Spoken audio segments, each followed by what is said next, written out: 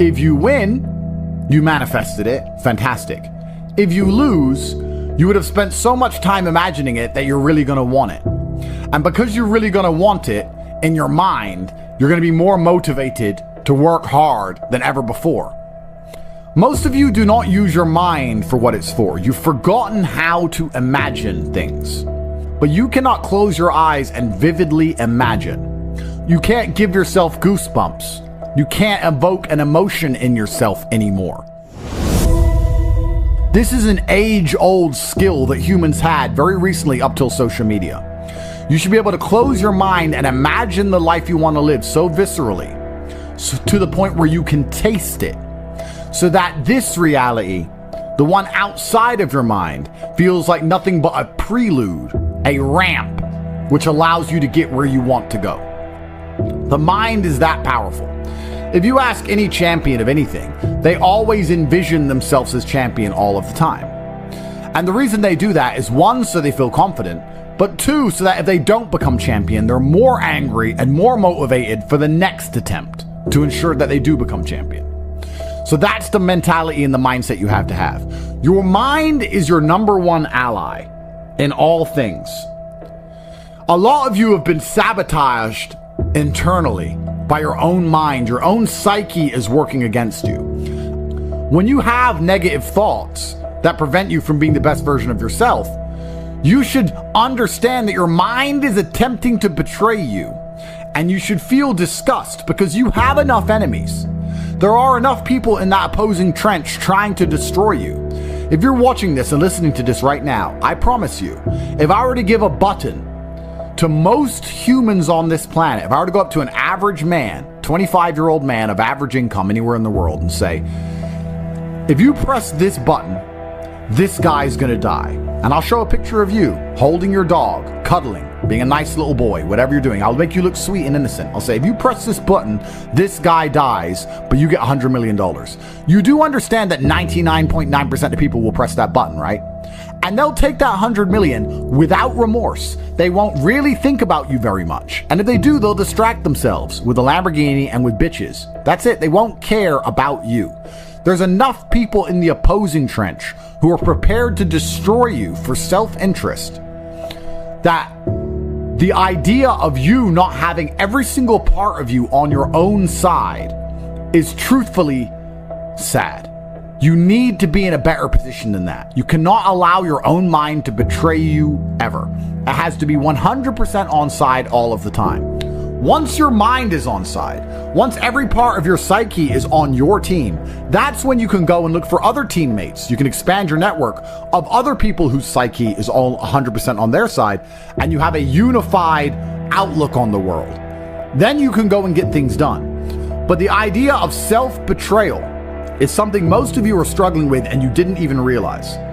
So as a thought experiment, we're going to sit here and I want you to actually think about it. How many times have you doubted yourself?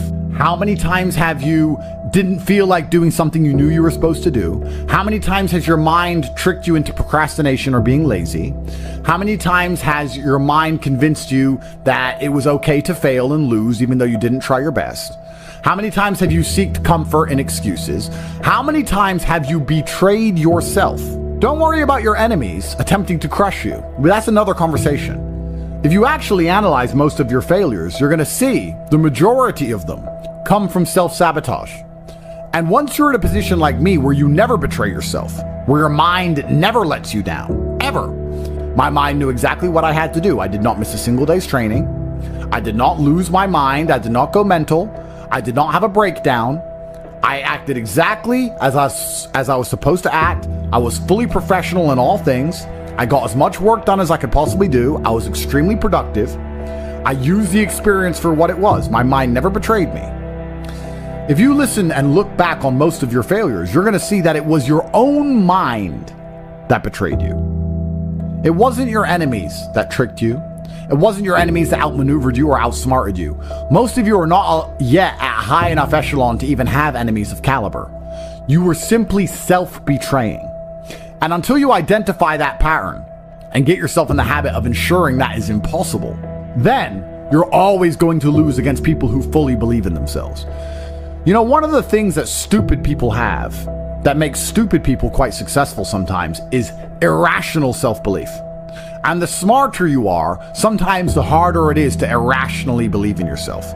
But if you're dumb enough, you can be arrogant enough to have this irrational self-belief, and you will see some people be very successful, and you say, how is this idiot successful? Because they're so stupid that they don't consider the idea of failure. Their mind isn't advanced enough. They are not cognitive enough to consider betraying their own being. They only see outside. They don't self-reflect.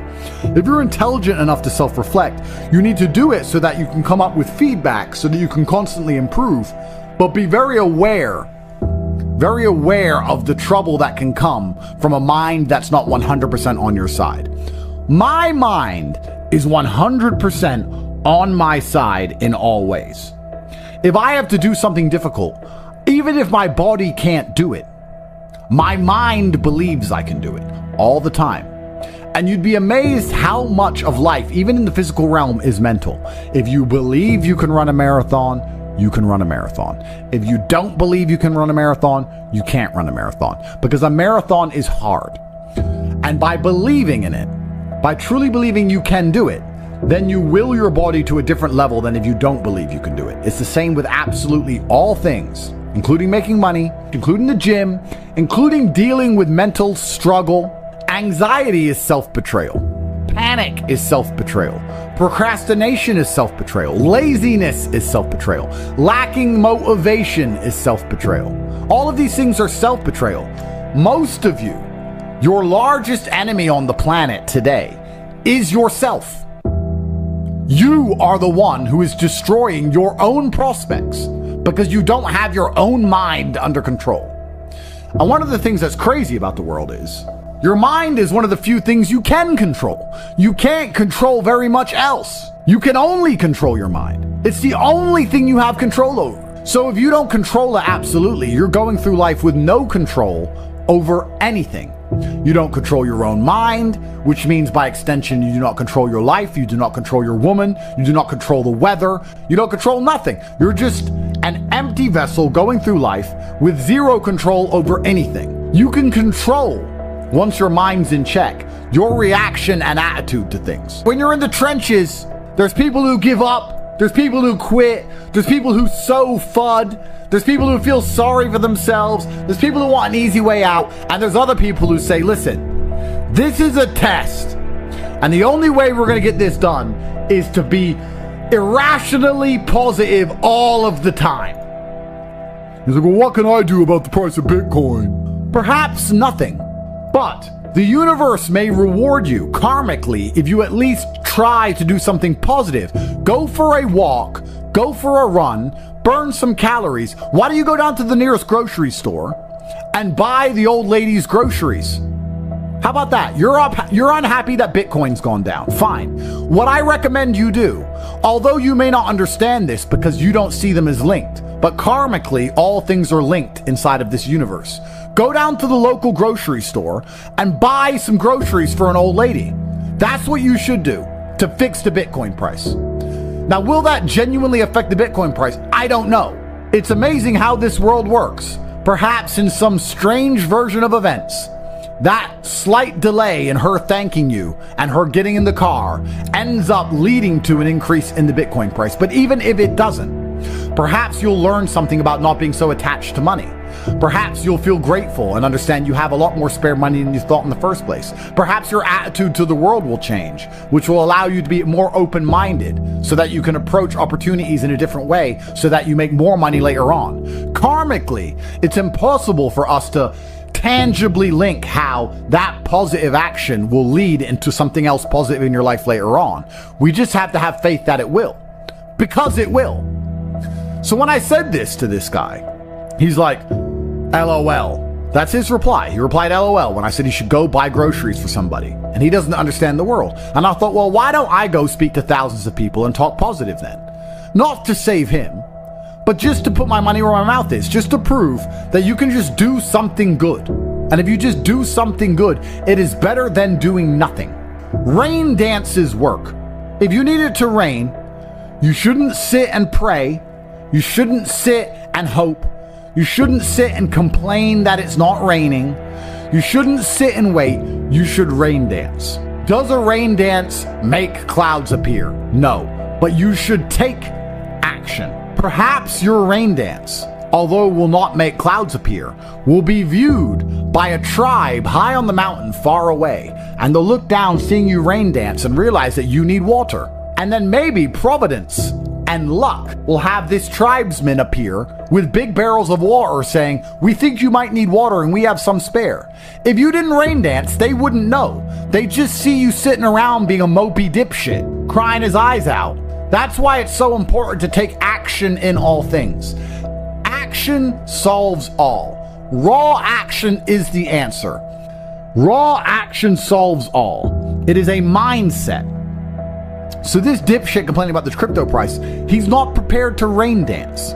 He's not prepared to help a granny with her groceries. He's not prepared to do anything. God does not reward men that way. God rewards men who attack the world. You have to go and get things. You have to show that you deserve them. Even in mating, men go get the woman. Men go get money. Men go take land. Men go. We go and happen to the world. The world doesn't happen to us. What did we say earlier about if you try your absolute best, you can always find the W even in the L? I tried my absolute best, so I win. Raw action solves all. If you had that kind of attitude, you wouldn't be looking at a crypto price and sitting there praying and hoping like a dork. You'd be doing something about it. Oh, I need your help. Do you? I don't even see you trying. And that's how God views things. That's how, in fact, most wealthy people view things. I haven't seen you do anything that warrants me giving you a second of my help.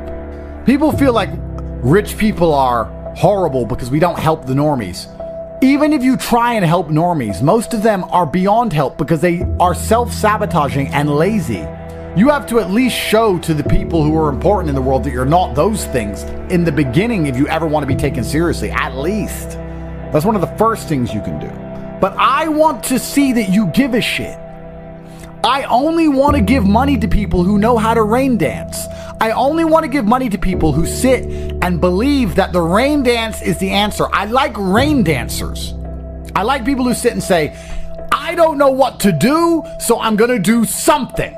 I don't know what to do, so I'm going to just do something positive. I don't know how to make Bitcoin go up. I'm going to buy an old lady groceries. I don't know what to do, but inaction in and of itself is an action. And men of honor do not allow the universe to decide for them. They decide their fate. And you decide your fate with hard work and vigor in all things. In fact, I would argue that a lot of you probably heard about Bitcoin in 2007 or 2009 or 2011, whenever.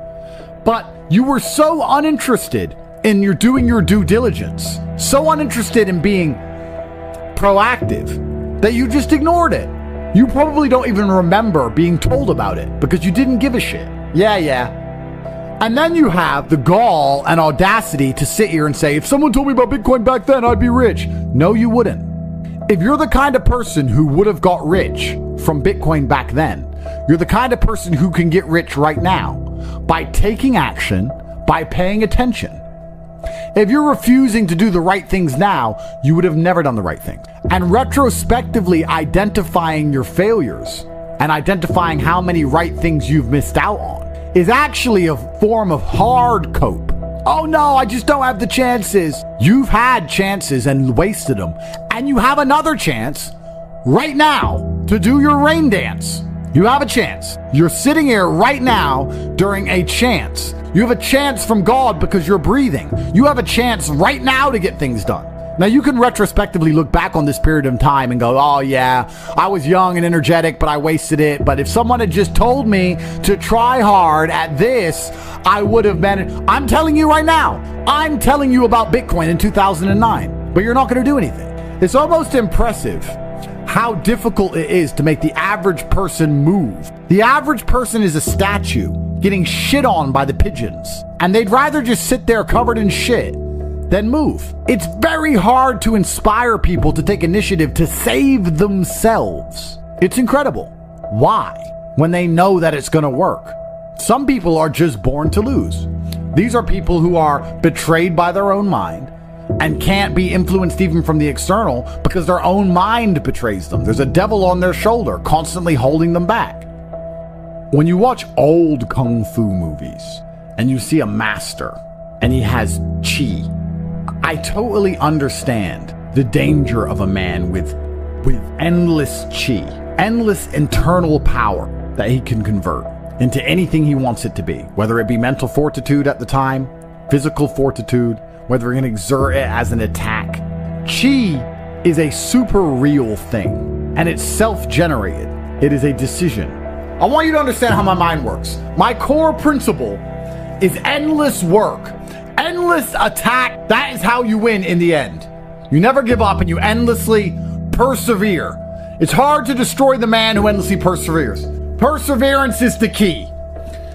It is very easy to accept an L when you've tried your best. It's easy. The reason I don't like that saying, well, as long as you tried your best, is because most people don't try their best. If you do try your best, it's very rare you fail.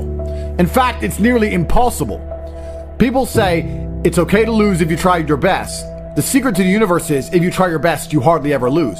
It takes some freak accident or the will of God to ensure that you don't pull it off if you actually try your best. And on the few scenarios that's happened in my life, I'm happy to take the L because I can say I couldn't have tried any harder.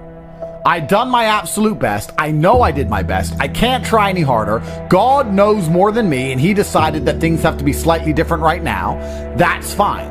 It's easy to take the L if you try your best. So if you try your best, you never feel the bitter sting of regret. You never feel the dark rankness. You never taste failure. It's never in your mouth. It's never lucid. It's never tangible. Because you approached the scenario with absolute vigor. And truthfully, effort is a muscle, like everything else. The more you exercise it, the better it becomes. So even if you try for 100% for something and fail, you've exercised your effort muscle, which means you haven't failed because you've learned something and become better at giving effort to things. You've become better at being concentrated on a task. So it's nearly impossible to fail in these scenarios. A lot of sayings are overused, never a failure, always a lesson. And that's what's annoying about it, because it's true, but it's rarely applicable. You guys will say it's never a failure, it's always a lesson, when you didn't even try. That's wrong. That's a failure. But if you absolutely try your best, then it is a lesson, and there are benefits, right? It's like going for a PB in the gym. You may not get the PB, but your muscles get stronger because you tried so hard. That's how every single task should be approached. I'm trying to lift as much as possible. Perhaps I failed, but because I tried so hard and I strained so hard, my muscles ache and I got stronger anyway. Meaning I did not fail at the task of becoming stronger. There were tangible benefits to my effort in and of itself. Making things happen is the masculine essence to how you should approach the world. Work harder than ever before to be monumentally rewarded more than ever before. It's also about pleasing the universe and showing that you are prepared to put your concentrated calories, the calories you consume, you're prepared to put them into something. You're only going to be rewarded if you differentiate yourself from the crowd via effort. A lot of people don't know how to try anymore, but we are not like that. We know better. We know how to try. That's why we always endlessly win. You should feel genuinely worried about wasting a single second, because you can't let the winners keep dunking on you. I've spoken at length about how the world is getting harder and harder. This is true. This is easy to observe. Everybody knows it. There are people out there in the world who are going to try hard to change that dynamic because they don't believe they can ever be rich. There are people who are going to sit and say, I don't want the rich to get richer and the poor to get poorer because I'm poor. And there's other people who sit and say, I like it this way. I like this challenge. I like that the game is rigged because now if I get rich, I get richer. That's how rich people think. Winners think, I have no problem with the rich getting richer and the poor getting poorer because I'm going to be one of the rich ones. Losers think, no, we need to spread it all out. If you accept the rich will get richer and the poor will get poorer, then you need to be prepared to do whatever it takes to win the game. Just like a video game, the harder the level, the greater the difficulty, the larger the high score at the end. I mean, you should try every day anyway. But let's assume you're the kind of person who can't try every day because you don't have that grit and consistency. If you're not going to pull your finger out now and finally try in these few days, when are you going to try? When are better chances going to come? Because they're actually right in front of you. This is a huge, important period in your life when it comes to your success and your finances. If you're not going to try now, when are you going to try? If you're inspired, hit that like button, share this video, and subscribe for more stories of leaders changing the world. And as always, stay inspilligent and keep fighting for your dreams.